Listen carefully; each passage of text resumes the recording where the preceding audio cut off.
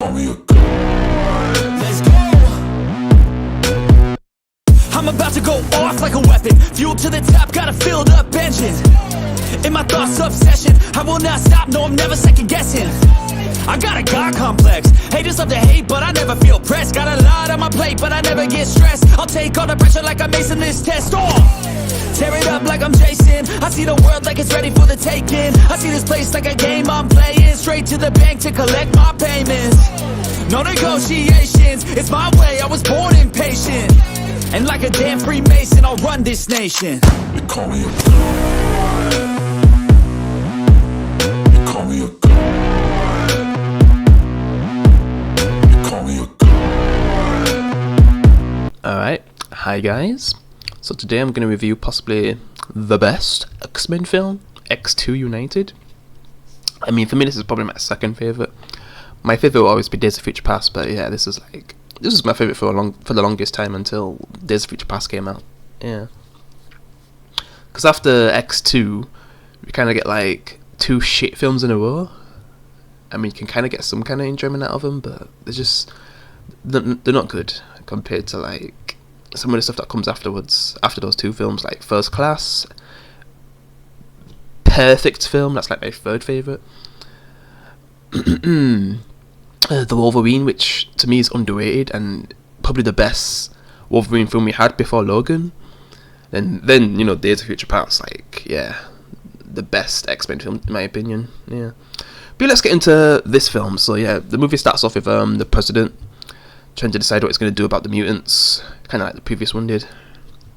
But then he gets attacked by, you know, a mutant, Nightcrawler, who's been controlled by, I mean, we're getting straight into the story, by Stryker. So we kind of get like one of the best openings to a movie ever, with Nightcrawler just going past all the guards, taking them out to get to the President. Yeah, it's just a classic scene, bro. Nick is president, but he gets shot and disappears.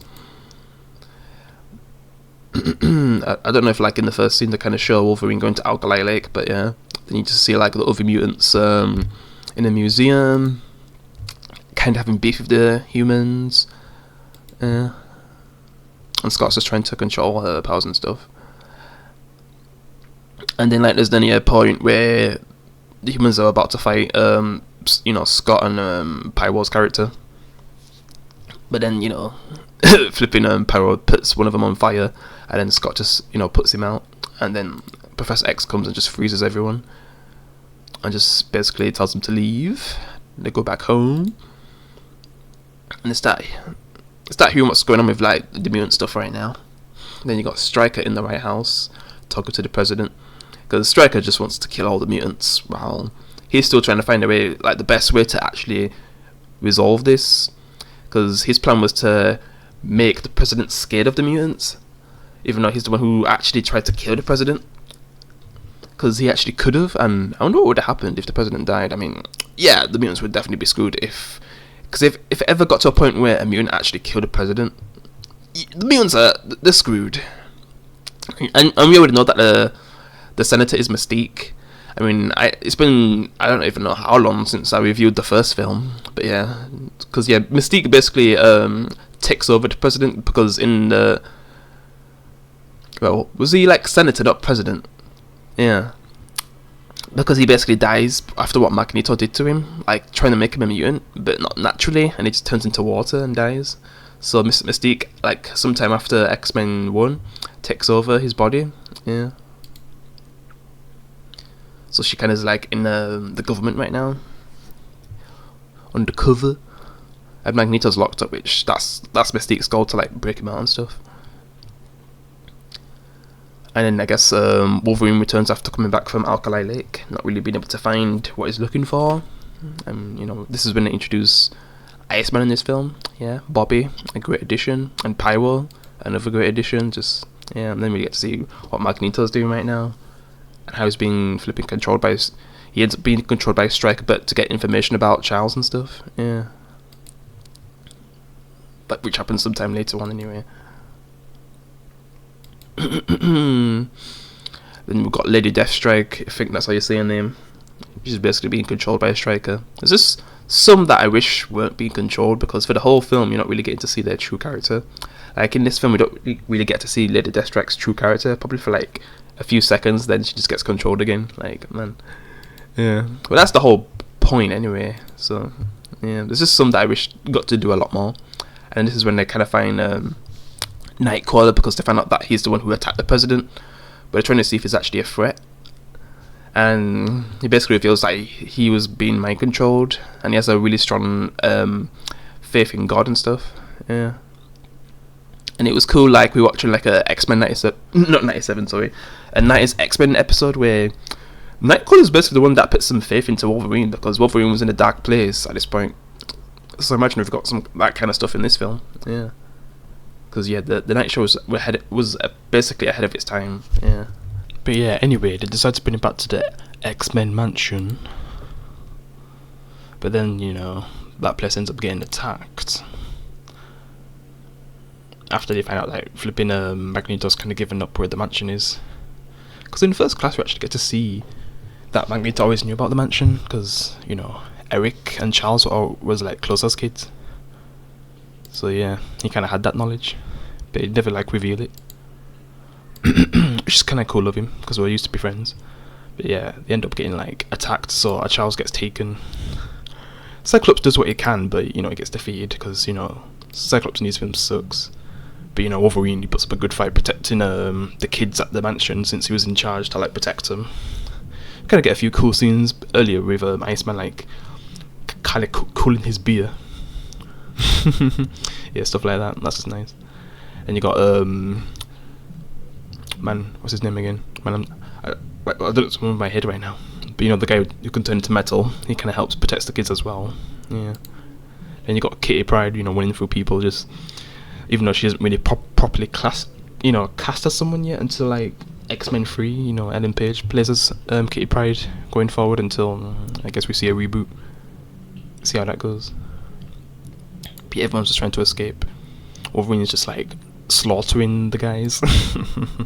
Then he gets to meet Stryker, and it's just like, man, who are you and how do you know me? Which I guess when you eventually watch X-Men Origins Wolverine, we get a bit more story, but it's just executed mostly bad.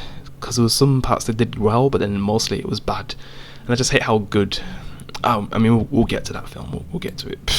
But then Iceman basically ices the wall, so you can help, you know, Wolverine escape, but he actually wants to stay. But you know, basically, Walk, you know, makes him go, saying like they won't be protected without him. So yeah, he decides to go. Yeah. Take Scott's car, I guess. But then, you know, he takes over the mansion and finds Cerebro and tries to like mimic Cerebro in his base. Yeah. Which you find out is in Alkali Lake. It's always Alkali Lake in these trilogy films. Yeah. That's like the most important place in this franchise. And in the first 3 films anyway. Yeah. And then Mystique basically like drugs the guard, one of the guards that work today, so she could pretend to be him and get inside and help Magneto escape. Yeah. And it's just funny about those previous villains. I feel like some of the X-Men would be dead when they end up getting attacked. Yeah. Because there's a certain scene when Bobby goes home, and you know, he tries to tell his family what's going on with him because they don't know he's a mutant and stuff. And the brother's kind of scared of him and ends up calling the cops and all that, but we'll get to that. But yeah, Stryker basically has a son, which, man, I guess, was it his son that killed his wife? And then he did something to his son to basically make him kind of brain dead. Kinda. Like some kind of jewel in his head. I can't remember the full story, but yeah. Just what he did to his son because of how, I don't know if he accidentally killed his mum. Yeah. So he just uses him to find a way to take out all the mutants. Because he's kind of that kind of powerful of a telepath where he can actually put some good stuff on Xavier with controlling them and stuff. Yeah. But Charles tries his best to resist. Yeah. And then, yeah. They tried to have like a Finn, Morgan, Iceman, but they just can't really get close together because, you know, if she touches people, they could possibly die, so, yeah. This is when Magneto gets to break out and we just get like one of Magneto's best scenes in the franchise. Yeah. Like, this actor just does such a good job with Magneto, but I mean the next actor afterwards, like, it's probably the best Magneto we've seen so far. Yeah. But this one's just legendary anyway. Yeah. And then once the brother kind of calls the police, they kind of have to go, and Power just ends up killing a lot of the police after Wolverine gets shot in the head and stuff. You know, they're trying to get back to the mansion, but then they end up getting attacked. I don't know if it's in that scene. But yeah, things just get really bad in this scene though. And all the cops come because of Iceman's brother being scared of him or jealous. Probably both. Yeah. Because the family don't really understand him for what he is and stuff. Yeah. So yeah, things just get crazy when Pyro starts just killing a lot of the police. Yeah. Fire everywhere. And then Walk has to be the one to stop him and put him out. Yeah. He's just like, bro, what'd you do to me? So then I think this is when they get on the ship, but then they still get attacked after what Pyro did. Yeah. And then they die, but you know, Magneto basically saves them. Yeah. But Storm does her best to like stop a lot of them with her storm powers, which this is some of the best stuff we've seen from Storm in the franchise. And it just sucks I don't really use her enough with some of the power that she has. And why she's always been my favourite X-Men, because she's capable of some really cool stuff, but it just never go all out with it in the movies, sadly. Yeah, I mean, this is the best we kind of get, and they don't really do. I can't say they do tons in Days of Future Past, but it shows that she can be powerful. The 90s show does a better job. Yeah, even the new show. But then, you know, Magneto basically saves them, because then they end up crashing. I mean, Wolverine probably would survive, but some of the others, I don't know. Probably Jean, yeah, which we'll get to that. But yeah, they kind of make a temporary alliance to go after Stryker. Mystique tries to have a thing with Wolverine, but, you know, tries to pretend to be Jean because she sees that he has feelings for Jean and stuff, so pretends to be Jean, and he just says to go away, basically. And you just see all the characters bond in this scene, and this is when movies used to take time to like actually have the characters bond instead of just kind of going a bit too fast and not enough character development, and they do a lot here. Yeah, you get some good stuff in this scene. And that's the Mystique trying to get with Wolverine. Creepy. And there's a scene where I feel like Magneto disses Rogue, and then Rogue gets a little bit pissed, wants to touch him, but yeah, Bobby just stops her. But then they go to Alcohol Lake, and this is where I guess the final battle's supposed to happen. 1 hour of awesomeness. Yeah. But yeah, Mystique is basically the one who goes inside first, since she's the best at like pretending to be people. Because like Wolverine would actually surrender. Even Stryker just knows. Yeah, like that's not something that Wolverine would do. And then, you know, Mystique's able to like basically fight all the guards and get inside. Even Wolverine's like, man, she's good. Yeah. So they're able to get inside after that and take on everyone, so they can save Charles. But Charles is starting to slowly, you know, get to the point where he possibly could kill all the mutants, because that's basically Stryker's plan. He's basically using his son to control Charles to kill all the mutants, and yeah, we'll see how that goes. But yeah, there's a moment where Scott's being mind controlled as well, but Jean's able to fight him off until he turns back to normal. Yeah.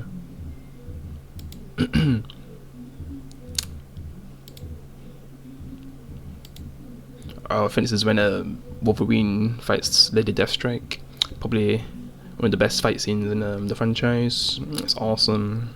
I always love watching it. And it's just funny that they have Lady Deathstrike's weakness right in the same place. Yeah, it's a great fight. It just sort of didn't really do much with her character. She was just like behind Stryker most of the film and doing work for him and stuff.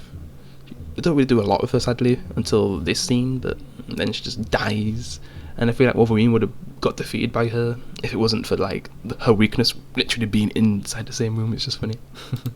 Because without that, like, Wolverine would have lost. Yeah. Because he was struggling. But then, like, the thing with the mutants, where then the dying happens, like all the mutants in the planet. But then Magneto gets there and stops it.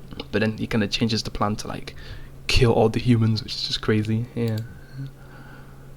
Because we all know that Magneto hates humans. Yeah, Mystique just pretends to be him. Yeah, so all the humans are dying right now. Wolverine catches Stryker, but you know he's kind of dying anyway. Ties him up so he can't escape.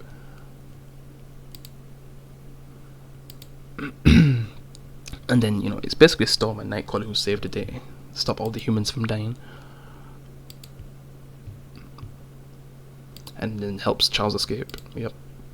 And then basically just trying to get out of that place at that point, because he ends up breaking down, and Bobby and Rogue end up, you know, helping him escape. I think Pyro ends up joining like Magneto and Mystique, so he's on the bad guy side now. Because he just feels like the humans are just gonna end up killing them all. So yeah, he decides to join Magneto's team, who's trying to stop stop the humans. Yeah. And there's a scene where, you know, they're basically not really gonna be able to make it out because the whole area's about to get flooded. But Jean decides to stay behind and, you know, basically stop them from dying, saying her last words to Scott through Charles. Yeah, it's a sad moment. It seems like this is where Jean Grey dies, and it would have sucked if it actually was permanent, but maybe it would have stopped certain storylines from happening. I mean, they could have eventually brought Jean back, but what they decide to do when they do bring her back, ugh.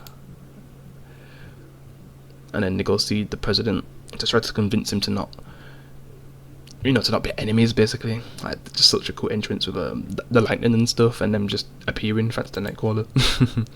Yeah, just think it's a great scene.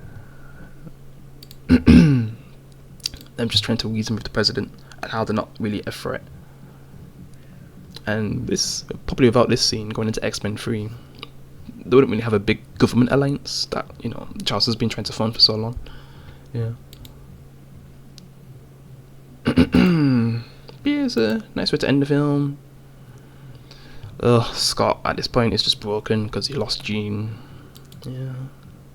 It's sad stuff, I guess. But then I guess Charles kind of realizes that Jean's still alive, but is it the same Jean? And they just end it with like a hint of Phoenix coming in the water. Yeah, the movie's basically over. But yeah, it's a classic. My second favourite X-Men film. I'd still prefer Days of Future Past though, rewatching this. But yeah, it's still a classic film now. Yeah. But yeah guys, hope you enjoyed my review. Appreciate you can leave a like. I'll see you in the next one. Peace.